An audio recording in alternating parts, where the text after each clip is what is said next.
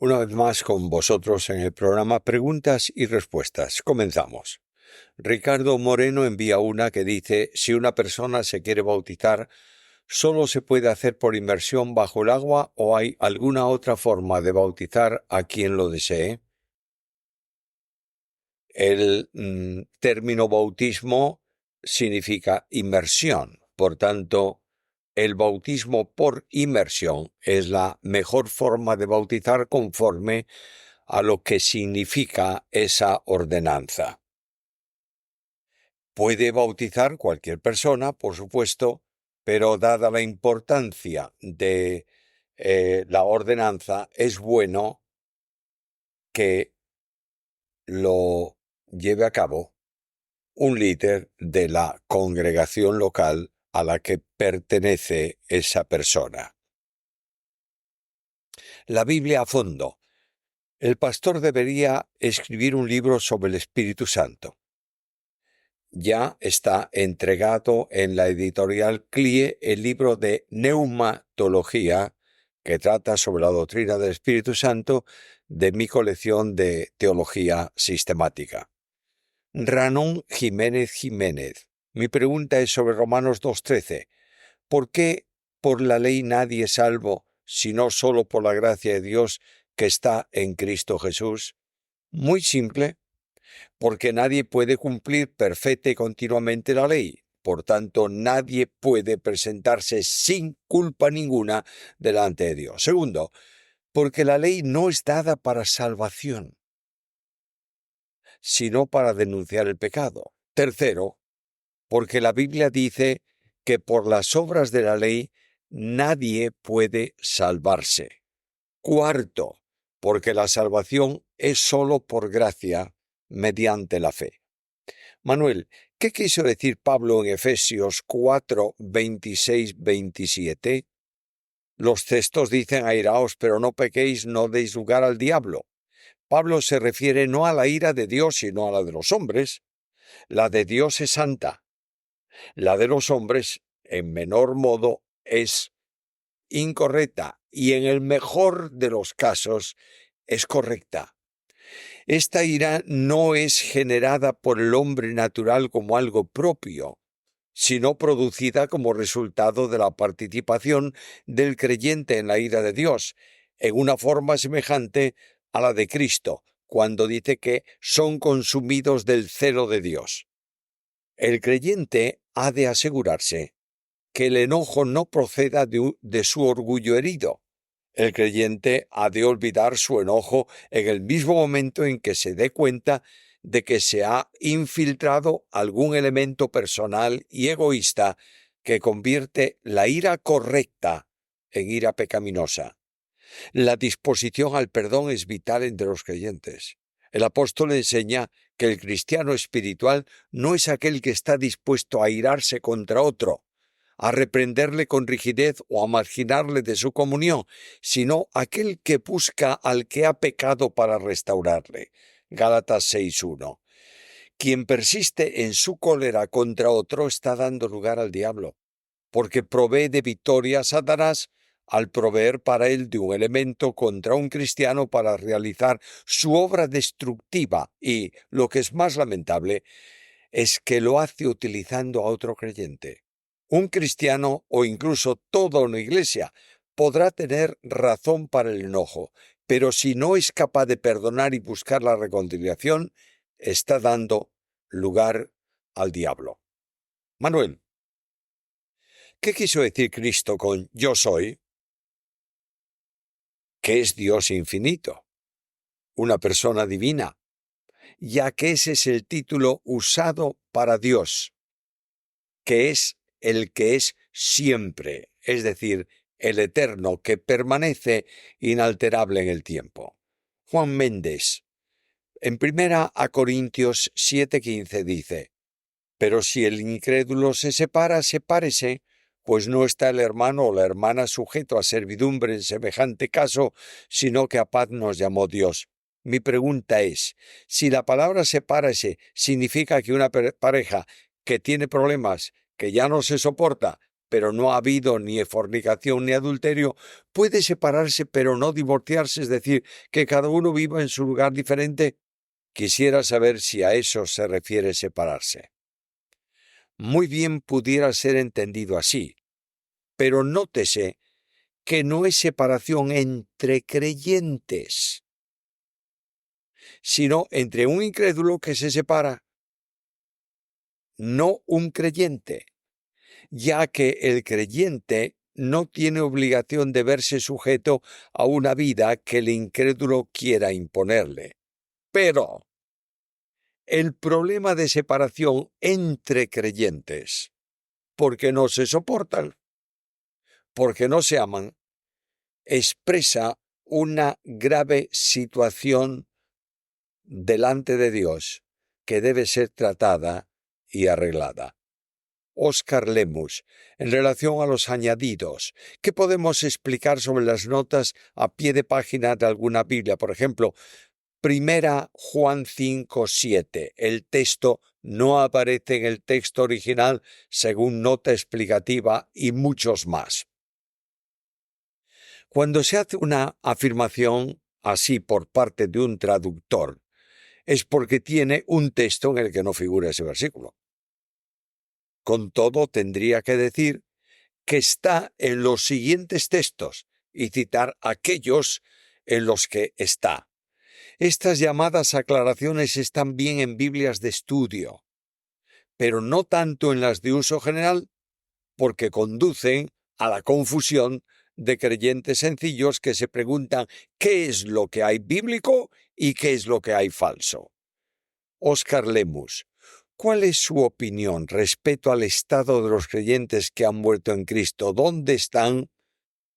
Repito nuevamente una vez más, por favor, yo no tengo opinión, mi opinión no es válida en el sentido de autoritativa.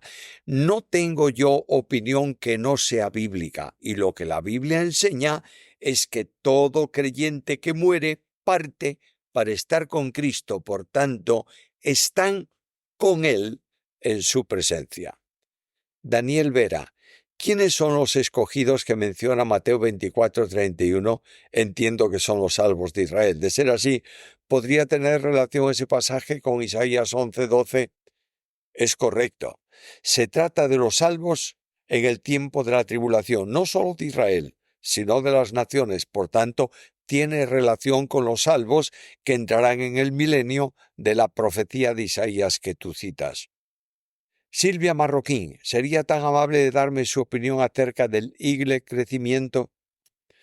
Mira, Igle crecimiento es un término para referirse al crecimiento de la Iglesia, a los programas para hacer que la Iglesia crezca.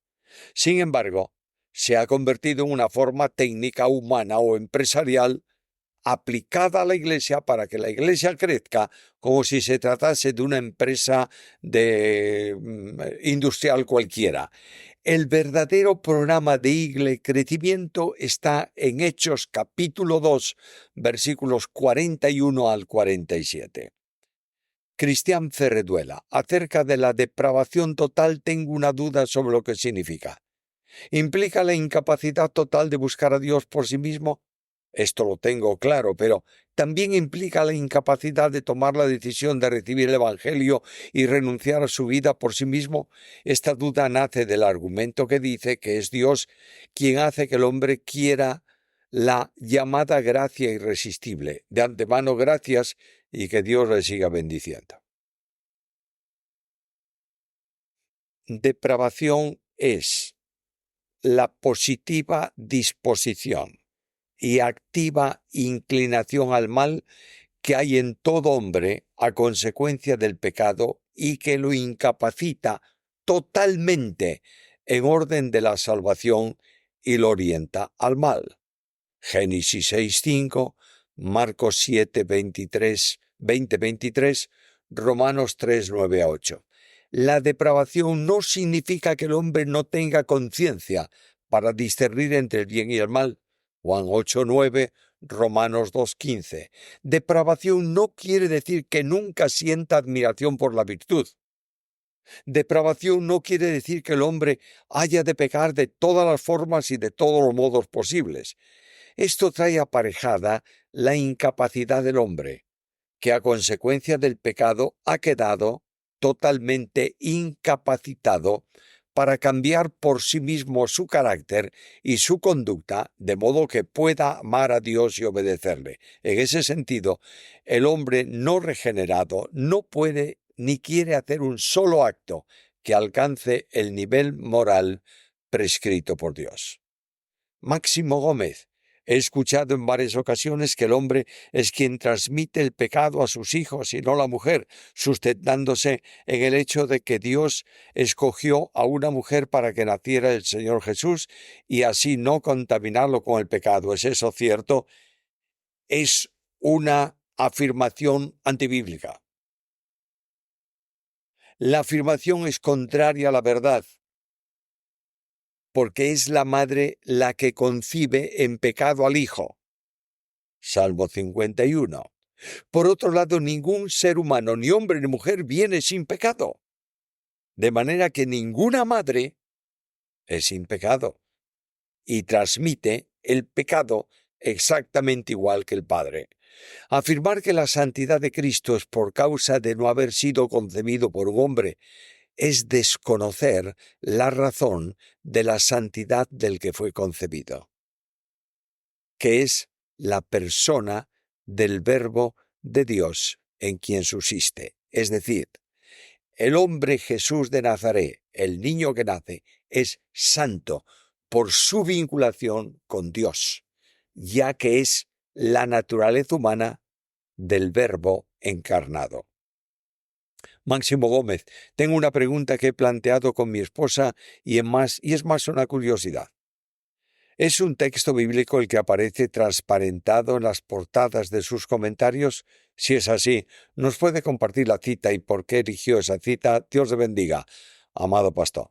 En mis libros del comentario exegético al griego del Nuevo Testamento aparece en esas letras este texto en griego: conoceréis la verdad y la verdad os hará libre. La cita está escrita en griego, como dije antes, porque es un texto exegético sobre el griego del Nuevo Testamento, y esa cita está en Juan 8:32. César Fernández: ¿de qué manera sabrán los 144.000 que tendrán que predicar la palabra de Dios? ¿Serán informados por Dios de alguna manera o simplemente serán del pueblo de Israel que predican porque han visto la verdad? Dios los llama, Dios los salva, Dios los sella y Dios los envía a la misión. Unicax. La Biblia habla de otros apóstoles aparte de los 12. ¿Tienen estos la misma autoridad que los 12 originales? ¿Sigue habiendo apóstoles de este tipo hoy? Apóstol significa enviado. Por eso la Biblia utiliza ese término para referirse a algunas personas en el contexto de haber sido enviadas por una iglesia. No hay apóstoles como los 12, en el que se incluye además a Pablo. El don de apóstol no está operativo hoy, porque la misión de los apóstoles para escribir el Nuevo Testamento ha terminado y no se puede añadir nada más. Los que se dicen ser apóstoles, y todavía más grave, los que dicen que tienen la autoridad apostólica, son simplemente engañadores de los creyentes. Vic Dexter: según los 12 que Jesús eligió, ¿eran discípulos o apóstoles? ¿Cuál es la diferencia? En nuestros tiempos hay diferencias. Algunos se denominan apóstoles, pero no discípulos, pastores, pero no apóstoles, o pastores, pero no discípulos, etc. Acabo de comentar esta pregunta respondiendo la anterior. Insisto, no hay apóstoles. Miguel Mora: ¿Cristo antes de su encarnación tenía cuerpo o era espíritu? Aunque vemos en el Antiguo Testamento donde se presentó a Abraham y a Jacob. La encarnación del Verbo tuvo lugar en un determinado tiempo de la historia humana. Antes de eso el Verbo no había sido hecho carne ni había habitado entre nosotros. Juan 1:14. Las manifestaciones visibles de la segunda persona divina se hicieron antropomórficamente, porque sería la forma visible después en el tiempo del Verbo encarnado. José Villanueva, hace poco escuché un debate muy interesante entre apologetas, algunos del pensamiento calvinista, otros arminianos. Estuvo muy interesante cuando hablaron de la seguridad de salvación. Unos afirmaban que solo se podía perder la salvación por la apostasía, según los hermanos de pensamiento arminiano. A pesar de las opiniones, siempre respetables, la apostasía no puede darse en creyentes y la salvación no puede perderse. José Villanueva, ¿un ángel caído es lo mismo que un demonio? Cada ángel caído es un demonio. Juan Rojas, ¿la versión Reina Valera de Gómez es una traducción confiable? En caso de ser confiable, ¿por qué lo es? De lo contrario, ¿por qué no sería recomendable? La Biblia Reina Valera Gómez, RVG, es vista como una versión que busca ser una corrección y purificación de las traducciones Reina Valera, entre ellas la Reina Valera 60, con un énfasis de mantener la fidelidad a los textos originales de forma específica al textus receptus, el texto griego mayoritariamente usado en las traducciones de la Biblia de la Reforma Protestante. El primer problema que tiene esa Biblia es aferrarse al receptus y modificar lo que para el traductor tiene influencia del Códice Alejandrino. La Reina Valera Gómez busca corregir lo que sus defensores ven como errores de traducción o variaciones no deseadas en la Reina Valera 60. Es una adicción total al textus receptus, que tiene también sus problemas. Juan Rojas, mi segunda pregunta es la siguiente. Si el anticristo, la bestia, sale del mar, es decir, de las naciones gentiles, Apocalipsis 13:1, se podría afirmar, según algunos eruditos, que ese mar no sea necesariamente las naciones que constituirán el futuro imperio romano revisado, sino que serán las naciones que constituyen el imperio griego, como Grecia, Turquía, Siria y Egipto. Según algunos estudiosos de escatología, el cuerno pequeño que sale de los 4 cuernos del imperio griego después de la muerte de Alejandro Magno podría estar relacionado con la bestia. Daniel 7:8, 8:8-9, 21-23. ¿Es esta interpretación especulativa o tiene algún fundamento? El único imperio que puede restaurarse porque no desapareció, sino que simplemente se fragmentó, es el imperio romano, presente en todo el mundo llamado mundo occidental. Las naciones que citas como imperio han desaparecido. No existe el imperio griego. Fue absorbido y sustituido por el romano. Esas naciones que tú citas sería más lógico considerarlas como parte del reino del norte, que luchará contra Israel y sus ejércitos serán destruidos por Dios. La Biblia enseña que el anticristo saldrá del último imperio, que no es otro que el imperio romano. Juzga tú mismo e investiga, por favor, sobre este tema conforme a la revelación bíblica. Ángela Silva, origen de vida, sustento de vida y finalmente esperanza de vida. Por favor, ¿me puedes dar 3 versículos de estos 3 conceptos? Te está refiriendo tal vez a un comentario que hice sobre Filipenses 1:21, que lo he dividido así. Te doy unos textos. Cristo, origen de vida. En él estaba la vida. Juan 1:4. Cristo, sustento de vida. Todo lo sustenta con el poder de su palabra. Hebreos 1:3. Juan 10:28. Cristo, esperanza de vida. Colosenses 1:27. Ángela Silva, ¿es correcta esta reflexión? El Padre planifica la redención, el Hijo lleva a cabo la planificación de la redención en la cruz, el Espíritu Santo aplica la planificación de la redención en el creyente mediante la fe. Correcto. En cuanto a la intervención de las tres personas divinas en la salvación. Jonatán MC. ¿Era Balaam un verdadero profeta de Dios que se desvió? ¿Cómo entender que Dios le hablaba? Balaam comunicaba con Dios, número 24:24, y pronunció bendiciones de Dios para Israel. El problema de Balaam era la corrupción y codicia motivada por el dinero. Segunda de Pedro 2:15. Además, aconsejó a Balac sobre cómo hacer caer en pecado a los israelitas. Dios habla con quien quiere hacerlo, porque también habló con Satanás en el caso de Job, y no era un profeta verdadero. Jonatán MC. Yo siempre fui enseñado que la salvación se podía perder, pero ahora empiezo a entender que no es así por el principio de que si la salvación se pierde, entonces la salvación sería por fe más obras. Sin embargo, hay pasajes que me intrigan mucho, como el siguiente.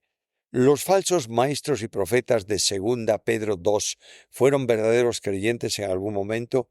Juan dice en 1 Juan 2:19 que estos salieron de nosotros, pero nunca fueron de nosotros. Sin embargo, Pedro en su carta menciona en los versículos 1, 15, 20, 22 señales de haber sido verdaderos creyentes, ya que usa frases como haber sido rescatados, haber dejado el camino recto, haber escapado de las contaminaciones por el conocimiento del Señor Jesucristo, haber conocido el camino recto, etc.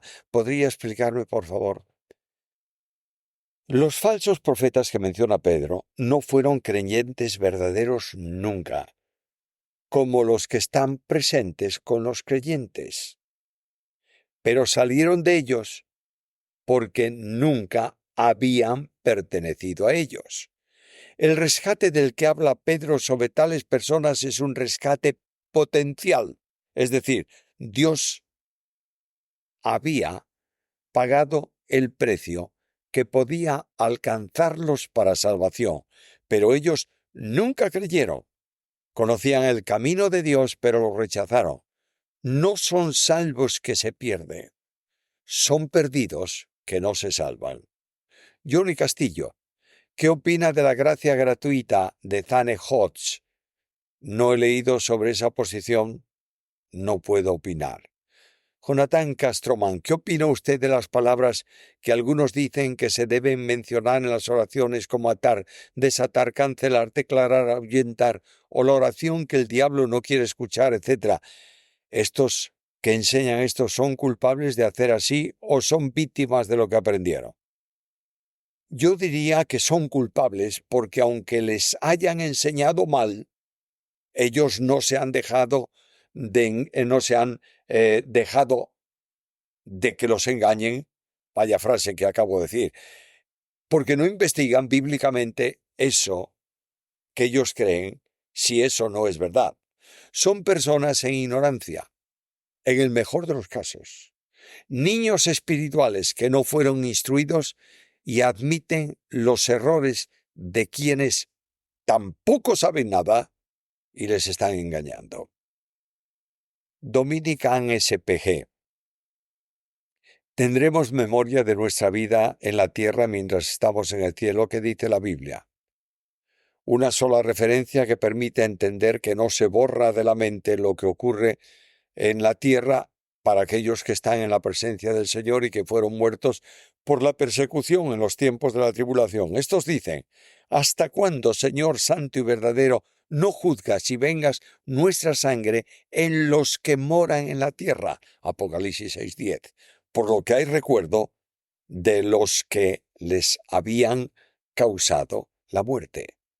Deino, ¿por qué en el programa del 5 de agosto usted dice que cree que Dios ha elegido a personas para salvación y que sin lugar a dudas se salvan, pero en el programa Preguntas y Respuestas del 9 de enero de este año, en la primera pregunta dice que la Biblia no especifica si se salvan los elegidos y que no tiene respuesta clara a esa pregunta. Estoy confundido, pastor. ¿Podría compartirnos, aunque sea una pequeña parte de su posición en estos temas? Yo nunca he dicho tal cosa como que la Biblia no especifica si se salvan los elegidos. Eso es indudable, incuestionable, definitivo. Los que Dios elige para salvación se salvan. Lo que digo es que la Biblia no afirma que se salven solo los elegidos, porque hay una invitación a todos los hombres para que crean. Tenemos que afirmar que los elegidos se salvan, pero no podemos afirmar que Dios condene anticipadamente al resto de los hombres como algunos enseñan. Johnny Trader, ¿quién le confirió a las primeras iglesias la autoridad para declarar qué libros son inspirados por Dios y cuáles no? Sabemos que los libros aceptados en el Nuevo Testamento eran reconocidos por los primeros cristianos, pero ¿quién les dio esa autoridad? ¿Dónde la obtuvieron? Además, cuando Pablo le dice a Timoteo que la Escritura es inspirada por Dios, sabemos que se refiere al Antiguo Testamento. En cuanto a las cartas perdidas, como la primera a los Corintios o la de la Odisea, si aparecieran hoy se incluirían en el canon. Primero, la Iglesia no tiene autoridad. Ejerce reconocimiento. Es decir, la Iglesia aceptó como canónicos los libros que proceden de autores que transmitieron en su nombre el mensaje divino, que en las profecías del Antiguo Testamento demostraron ser inspiradas por cumplimiento, entre otras evidencias. En el Nuevo Testamento, la Iglesia acepta los escritos que procedían de los apóstoles o de quienes estaban con ellos, como puede ser el caso del Evangelio según Marcos. Los escritos que no tenemos, como la carta de Pablo a los Corintios, que él llama de muchas lágrimas, el Espíritu no ha permitido que la tengamos. La carta a la Odisea puede muy bien ser una copia de la circular a los Efesios. En cualquier caso, no hay posibilidad de incorporar ningún escrito al canon bíblico porque está definitivamente cerrado. Y en cuanto a esa referencia que acabas de mencionar, que Pablo predique la Escritura, que es inspirada por Dios y que se refiere al Antiguo Testamento, no es verdad. Pedro aclara que los escritos de Pablo son tan inspirados como las Escrituras, es decir, todo el Antiguo Testamento. Llegamos otra vez más al final de un nuevo programa. No sabéis qué agradecidos estamos por las preguntas que enviáis, las reflexiones que hacéis con ellas, y pedimos que estéis presentes en el próximo programa de preguntas y respuestas. Además, nuestro canal tiene un ministerio de aliento el martes, preguntas y respuestas miércoles y jueves, estudio bíblico el viernes, un ministerio el domingo. Comunicadlo a vuestros amigos, que localicen el canal, que se suscriban, es completamente gratuito, para recibir los avisos de modificaciones o de programas que vayan saliendo. Mientras tanto, con un fuerte abrazo, os deseamos bendiciones del Señor para vuestra vida y para vuestro ministerio.